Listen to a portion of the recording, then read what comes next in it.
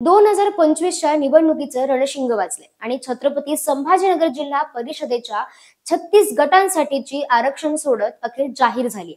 महिला, अनुसूचित जाती जमाती आणि मागासवर्गीयांना मिळालंय योग्य प्रतिनिधित्वाचं सुवर्ण संधीचं पाठ। चला तर मग पाहूया कोणत्या तालुक्यात कोणत्या गटासाठी कोणतं आरक्षण जाहीर झालंय। सगळ्यात आधी सिल्लोड तालुका।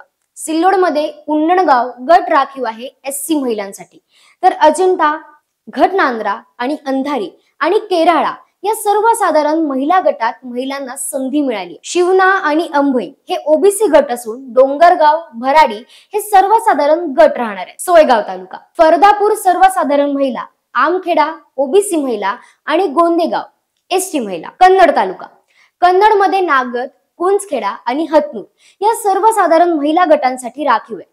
तर जेहूर एसटी महिला, तर देवगाव, रंगारी, करंजखेडा, पिशोर हे सर्वसाधारण गट राहणार आहेत। फुलंब्री तालुका, बाबरा आणि वडोद बाजार ओबीसी गट। पाल सर्वसाधारण महिला, तर गणोरी सर्वसाधारण। शिवूर, घायगाव ओबीसी, तर बोरसर, वांजरगाव आणि महालगाव सर्वसाधारण गट म्हणून घोषित करण्यात आलाय। गंगापूर तालुक्यात सावंगी, दौलताबाद, करमाड एससी महिला गट।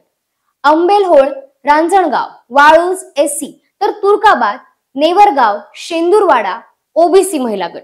जामगाव आणि शिल्लेगाव सर्वसाधारण महिला। गोलगटाव परिसर, गोलगटाव ओबीसी महिला। करमाड आणि पंढरपूर एससी महिला। वडगाव, कोल्हाटी उत्तर पूर्व ओबीसी महिला, तर मध्यम पश्चिम सर्वसाधारण।